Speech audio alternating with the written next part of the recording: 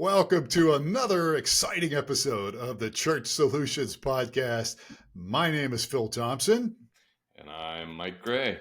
Michael Gray is with us today in for Steve Lacy. We'll get into why Michael is here. Steve usually is our co-host, but he bailed on us. But actually, there's good reason Mike's here, and we do appreciate Mike. Mike does a lot of behind-the-scenes stuff here at streamingchurch.tv and Church Solutions Podcast. You're doing a great job posting a lot of the clips, Michael. I mentioned that to you earlier, but it's so. If you don't follow us on social media, folks, you can follow us on LinkedIn.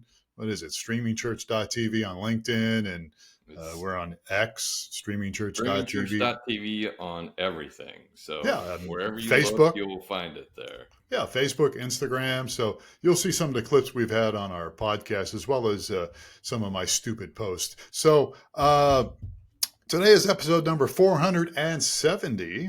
And normally I talk about a webinar coming up. And by the time people hear this, we'll be coming up on a webinar in May, and we're going to do it on our Digital Ministry RX tool, and we'll talk about that later. But you can always go to streamingchurch.tv/resources, and you can see all the stuff we got, and we have a lot of resources. This is the Church Solutions Podcast, but streamingchurch.tv is our main product. And if you go to streamingchurch.tv/resources, you see our webinars we've done, which are always involve ministry and churches. And of course, past podcast here at the Church Solutions Podcast. We have a blog. We have all sorts of things. We'll even fix your car if you need help on that. And I'm not kidding about that, actually. Well, we don't have it on the website, but Mike's a great mechanic, and Steve is too. And I tend to break things. All right, so we're killing time here. We need to get to our guest. Let me put my glasses on and read his bio. By the way, Mike, do you hear anything right now? Yeah, I hear you. What do you hear? Okay, but you don't hear any water running, do you? You don't hear any water running. I don't hear your lovely fountain. Yeah. Brandon. Poke a hole in it finally? Yeah, well, I'm actually getting a digital switch for it. So anybody listening who doesn't know, I have a water fountain in my office, and Steve Lacy hates it. So, and I don't think Mike likes it either. So I actually shut it off this time because I got tired of all the flack. All right. Today's guest is a trained spiritual director and president of Signpost Inn Ministries, and which helps Christians lift their gaze from life's chaos to experience Jesus' loving presence. He's earned his BA in philosophy from Hillsdale College, and he's got an MA in historical theology from Concordia Seminary in beautiful St. Louis. He has over 25 years of ministry leadership experience in apologetics. That's interesting. I didn't know that. And also Christian education and now spiritual formation. He's a father of 5. He's a family trauma survivor and is a self-professed recovering anxiety addict. I can relate to that. He's also the author of 2 books, Not Home Yet. I was going to say Not Home Alone. Not Home Yet, and Changing the Conversation. I like that. So please, folks, welcome Brandon Booth to the Church Solutions Podcast. Brandon, how are you today? I'm doing great. Thanks so much for having me on. And gosh, you guys, did I hear 470 episodes? Yeah. We've done more. We've done more. We've done them before. We did them before we were counting them. I mean, yeah. We've done them all sorts of ways. We've done live ones as well as recorded ones, and this is recorded, obviously. But yeah, we've done a lot. We had a lot of fun doing it, and we've met a lot of great people. And, well, thanks for having me around. I'm really looking forward to talking to you guys. Well, good. We're glad to have you here. So I'll just start things off. In the bio, you talk about life's chaos. And life's chaos, very hectic and chaotic for everybody, especially involved in ministry. So you've got a ministry here that helps Christians. First of all, I got some questions here, but I'm just going to get off script here and ask what motivated you to even start this? Yeah. Well, actually, before we started recording, you were talking about sabbatical. Mike, right? You were talking about your sabbatical times. Yeah. Well, in 2019, right before COVID happened, I actually went on a sabbatical myself due to that reference I have in my bio about family trauma. It took me out, and anxiety, the whole thing. And so I had this emergency sabbatical time. And then COVID hit. I was out for a year on sabbatical. And so when COVID hit, I was already on sabbatical. So it was great. I had the best COVID of anybody because as far as I was concerned, once people started shutting down, I was like, join me. I've been out of the society for a whole time. But during that year, really did a lot of soul searching, really did a lot of talking with God, a lot of arguing with God. And I've been in apologetics ministry for 20 plus years by then. I've been working in, a lot of the chaos of life, the cultural stuff, trying to help kids think clearly. And honestly, for me, my knowledge about God and my experience of God were so disconnected that year was where God really worked on my heart and did a lot of crazy things for me, where it was, hey, what you know to be true about me, you're actually going to learn to feel as being true about me. And that happened about halfway through my sabbatical as I've been talking to God. And then I'm coming out of my sabbaticals talking about, well, what do I do next? And it became more and more clear I wasn't going back to the ministry I was coming from.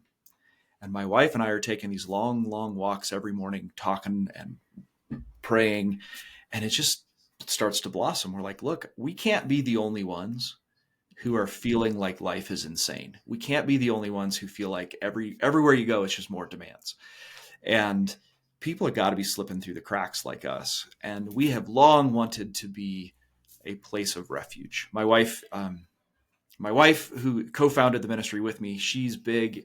She's my hospitality everything. She loves to make space for people. She cooks food. She's just this beautiful presence of welcome.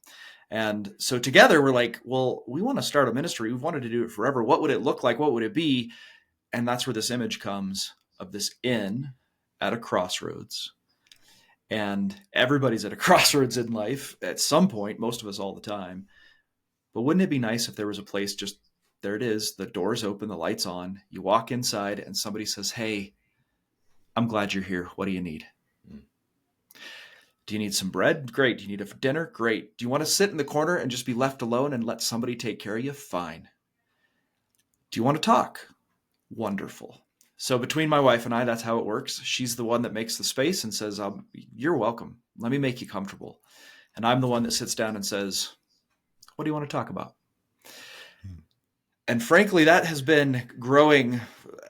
For us, that's the ministry. It's like, look, life drags you away. Life distracts you. And everything in this world is trying to distract us. Wouldn't it be nice if there was a space where somebody can sit down with you and say, let's take some deep, slow breaths. Let's pause and then ask the question, where is God in this? What's he wanting to do next? So I like to say this. I don't have the answer. I don't know where God wants you to go. You're at the crossroads. I don't know what the next step is, but I love to sit down with you and discern with you, listen with you, pray with you. That was huge in my life, and it's been huge in a lot of other people's life. So that's the idea. We just see this need for people to take a break from it all and maybe listen to God. Yeah. Michael, jump in here. You had a sabbatical and you had a good experience. Yeah. In ministry. Sounds a little, Brandon's story sounds a little bit like mine. I was a pretty chill guy, but I got to a point where I didn't realize it yet. I was pretty toxic, and I had a panic attack after a meeting, and I was like, "What? What is this?" I was already going on sabbatical, and so it facilitated me going to a different place that does a very similar approach, and really was dramatic, kind of unpacking and perspective and all of those pieces that I needed that I didn't have. Yeah. I feel bad that so many of the guys in ministry that I know don't take sabbaticals until they've had that crash like I did. Mm-hmm. It's like,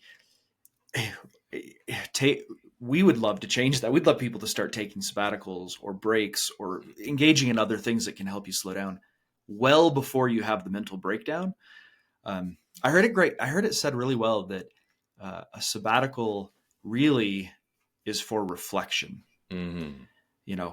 But we so often these days, reflection and connection to God, but so often right now, so many of us in ministry end up using them as recovery. And I think you'd have less of that. You'd have less need to have a year of recovery if you've taken some more regular time for space and reflection. Yeah, I think that's so important. I did have the last church I was senior pastor in. I did surround myself with some great people who were ministry leaders, different parts of that tri-state. I was in Kansas, so there was a tri-state area there, and they did suggest a sabbatical to me, and I said, no, I can't. How's the church going to keep going? So what would you suggest, Brandon, when somebody like me has that response? Was I can't afford to take a sabbatical. The church can't afford to not have me there. What would your response be to that? So, yeah, I saw this great comic a while ago, and it was a pastor talking to one of his parishioners, and he's saying, I just can't take a break because the devil never rests. And the parishioner says back to him, I think you need to get a better role model. And I found that as like, it just betrays, like, it shows us where we are, right? It's like, I can't take a break because my church won't survive without me. Well, I want to say this in the kindest possible way, knowing that I have said this myself many times. What does that say about how God cares about your church? What does that say about your assumptions about how you can't trust God for your own needs? And I'll just say this too, like, hey, if that's you, join the club. Like, all of us struggle to believe that God's going to take care of it if we step away for a while. But I think that's the first thing I would say is just maybe take a minute to examine your assumptions there. I had we had a retreat. It wasn't a pastor, but it was a young lady who came to the retreat, and she is in this hustle culture all over the place trying to make a living. She barely could make it to the retreat because it was like, I can't take 3 days away from my life. What's going to happen? Or 3 nights away. The spiritual practice she did was the first full day she took a nap all afternoon, and she came back crying because she's like, look, I discovered that God was waiting for me after I woke up from the nap, and the world didn't end. And like, she knew that, but to have experienced it. So I guess I would just say, hey, pastors, one is at least question that assumption. And then 2, maybe start small. Maybe you don't need to take a 3-month sabbatical. Maybe you could take a weekend away and see what happens. Yeah. It's a little easier to go for 2 days than it is for 3 months. Or a year. Some guys take a year. Some guys take a whole year. Yeah. Yeah. Whatever you do, I think it's from my perspective. Don't you think that we get to a point where we feel like we can't leave, but we're maybe only at 50% of effectiveness, or whatever number that is for someone. If you could step away, even if it's 3 days, you're going to increase that number by a large amount by taking that time. Yeah, and I think that's. I think that's Sabbath, right? Is there something about a Sabbath in the Bible? Right. Well, that goes back to that role model thing, right? Like, Jesus frequently, we often miss this in Scripture. The Scriptures literally say Jesus frequently went away into the mountains or into the wilderness, and he just disappeared. There's times when they didn't even know where he was. Mm-hmm. And I think in our minds, we think he's out there. We assume he's out there fasting and doing all these ascetic things, but he was actually going away with his Father, who said, "This is my beloved Son," to be restored. Mm-hmm. Because his ministry was so hard. He needed to go away and have somebody minister to him. So he went away and let God the Father minister to him. And I'm going to poke pastors just a tiny bit here. Isn't that what you want your people to do? Mm-hmm. Don't you want your people to turn to God the Father, to Christ for their dependence? I would recommend modeling it. It's a great way to get them to do it. Yeah. I know it's hard though. It is. But that is, yeah. It is. Um, And knowing so where to find somebody like your organization is what I found to be a tough as well.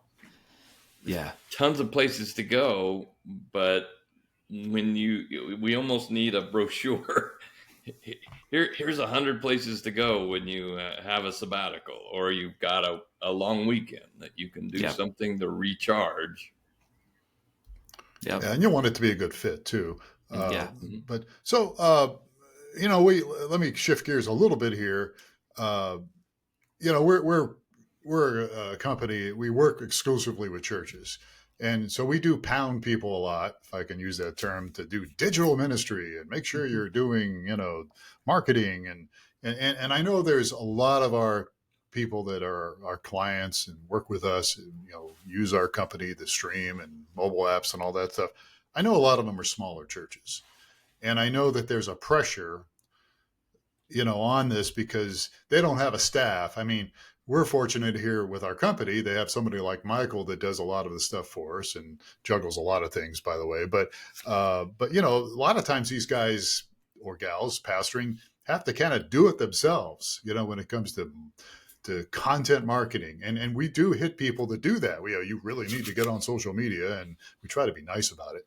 What advice can you give them, about this whole thing about, being a content marketer?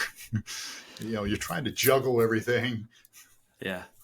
I really resonate with that. For me, running as a ministry, I'm not a pastor, but as running a ministry, I'm doing the same thing, right? I recognize the need in today's world. That's where the people are. If you're going to connect with them, you got to get out there where they are, and they're on their phones and they're on TikTok. They're on all the social, that's where they are. So I get that, but it does become overwhelming. And here, from my experience, here's my biggest thing. It's to decouple your sense of identity from your success in that arena, right? That arena, social media especially, but it is so easy to get caught up in the how many views do I got, how many likes do I got, how many people have signed up for my and you can know in your head that is for a purpose, and that doesn't mean you're successful. Because the ministry, it's really what I want is those people here so I can touch them personally. I can talk to them. I can do the ministry. But man, it entices you to say, I'm doing better because I got more numbers. I'm doing worse because I have less. And to internalize that as, well, that must be something about me. So that's the first thing I would say, is to slow down, take a step back. Where does your identity, your significance as a pastor come from? It doesn't come from how many people you've preached to. It doesn't come from how many people are following you on Facebook. It comes from Jesus, who says, I love you and I've called you to this work. That's what makes you valuable. Then you can turn around and say, okay, I can give that out much more freely and kind of do the work, but not put so much invest so much of my identity into those numbers. So it's not about the numbers. Like, I got 25 likes today, or I didn't. I only got 5 likes today on my posts. So what you're saying is, get away from it. Don't be attached to all that stuff. Yeah, and I would also just point out that I think for ministry, right, what we want is for people to have an authentic relationship with God. But it's worthwhile recognizing that we humans fallen in our fallenness. We don't actually want that in some sense. There's a part of us that wants to avoid that. We'd much rather have the soundbite. We'd much rather have the self-improvement advice, because that keeps me a nice comfy layer between me and God. So it's also like thinking about using your social media, your outreach to do the ministry. It's that's hard. I don't even know if I've cracked that nut myself, and you guys might be the ones that can really help here. But can I use those platforms, which are sort of designed to not have authentic relationship, to actually establish authentic relationship? Can I find ways to use them to really connect with folks and do the work that I want to be doing? But again, I think you guys are probably the ones that probably know how to do that better than I do. I'm not sure that anyone has successfully cracked the getting my relationship digitally versus getting it in real life. Because one, as you said, it'll get you charged up. Oh, I'm doing good because I got this platform to be more successful in some way. Mm-hmm. And you think that's relationship, but in reality, you're right. It's not. It's not a real relationship. The real relationship is in a building, or even if we transition to a phone or a text or something real with another human being.